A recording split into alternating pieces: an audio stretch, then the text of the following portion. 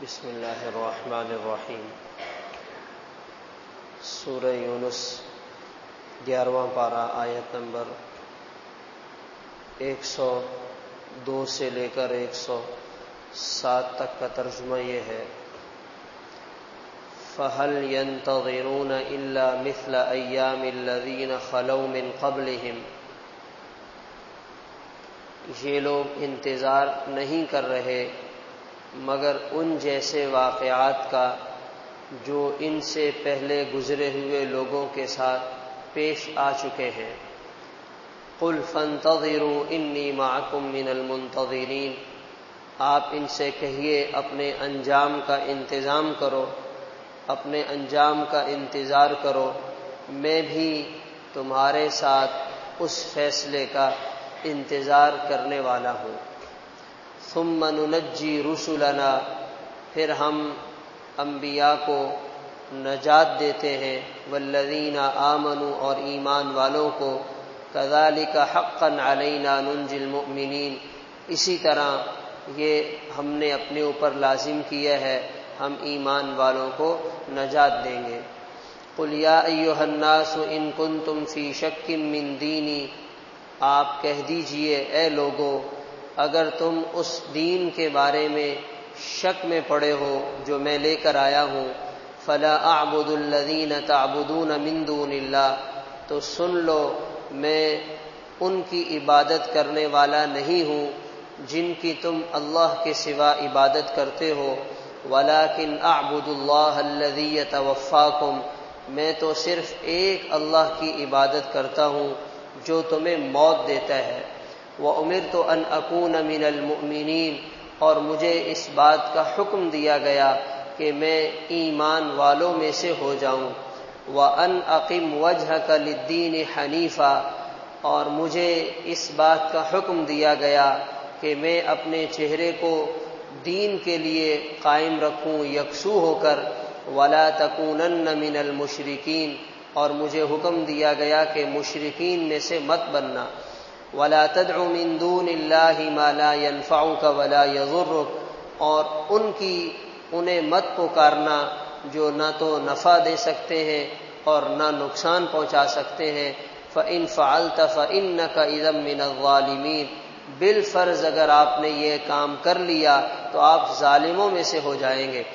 وَإِن يَمْسَسْكَ اللَّهُ بِضُرٍّ فَلَا كَاشِفَ لَهُ إِلَّا هُوَ، اگر تمہیں اللہ تعالیٰ کوئی تکلیف پہنچانا چاہیں تو اللہ کے سوا اسے کوئی دور نہیں کر سکتا۔ وَإِن يُرِدْكَ بِخَيْرٍ، اور اگر اللہ تعالیٰ بھلائی پہنچانا چاہیں، فَلَا رَادَّ لِفَضْلِهِ، تو اللہ کے فضل کو کوئی دور نہیں کر سکتا۔ يُصِيبُ بِهِ مَن يَشَاءُ مِنْ عِبَادِهِ، اپنے بندوں میں سے جسے چاہتے ہیں فضل پہنچاتے ہیں۔ وَهُوَ الْغَفُورُ الرَّحِيمُ، اللہ تعالیٰ معاف کرنے والے ہیں، رحم کرنے والے ہیں۔ ہمارے دین اسلام میں عقیدہ توحید یہ سب سے بنیادی چیز ہے۔ پورے اسلام اور پورے دین کی عمارت عقیدہ توحید پر قائم ہوتی ہے۔ جیسے ایک عام عمارت بغیر بنیاد کے کھڑی نہیں ہو سکتی، قائم نہیں رہ سکتی، اسی طرح عقیدہ توحید کے بغیر اسلام کی عمارت بھی قائم نہیں ہو سکتی۔ ان آیات میں اللہ تعالیٰ نے کھول کر خوب واضح الفاظ میں عقیدہ توحید کا ذکر فرمایا۔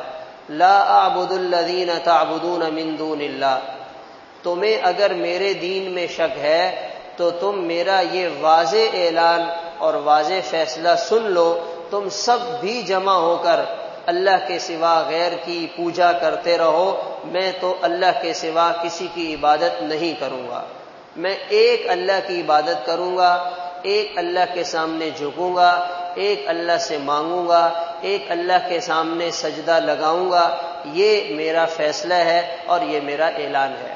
اور اللہ تعالیٰ نے مجھے سختی سے منع کیا ہے، وَلَا تَكُونَنَّ مِنَ الْمُشْرِكِينَ، مشرکین میں سے مت ہونا، مشرکین میں سے مت ہونا، یعنی عقیدہ توحید اور شرک کو اللہ تعالیٰ نے بہت زیادہ سختی کے الفاظ میں اور سختی کے انداز میں ذکر کیا ہے۔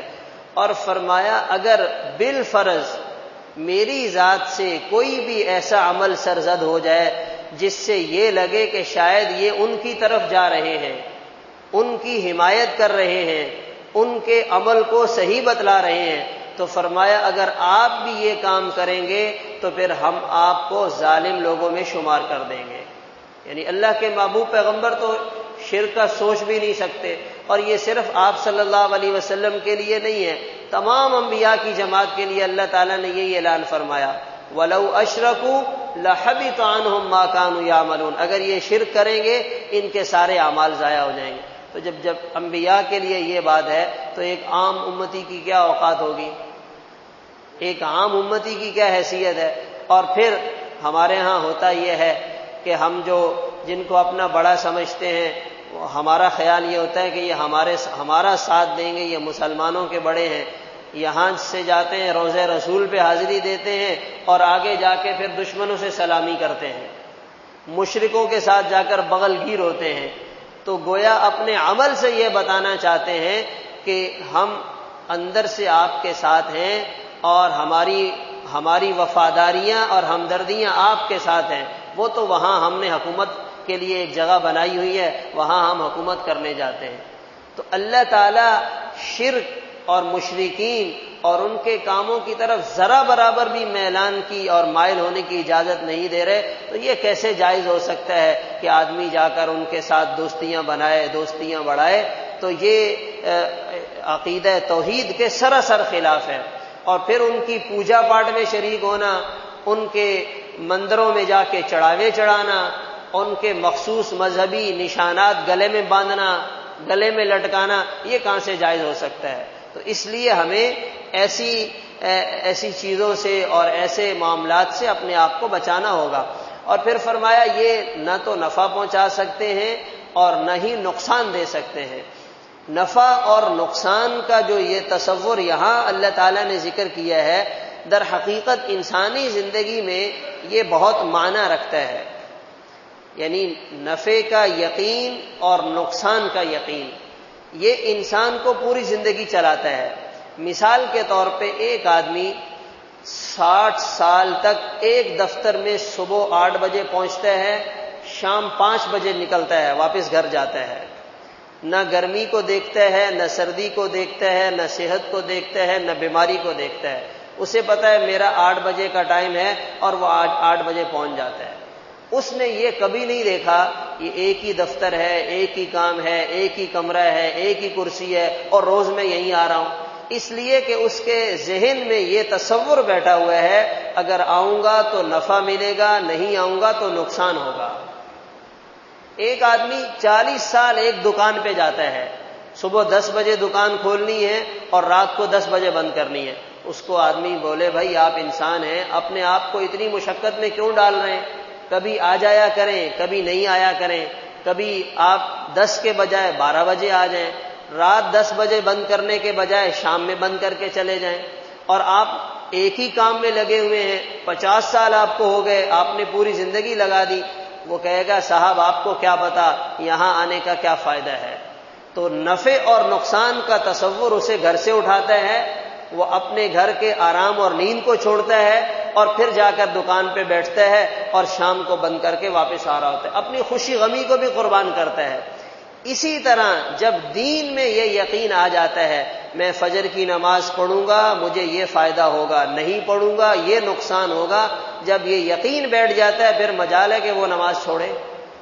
جب یہ یقین ہو سچ بولوں گا تو یہ فائدہ ہوگا، جھوٹ بولوں گا تو یہ نقصان ہوگا، مجال ہے کہ وہ آدمی جھوٹ بولے۔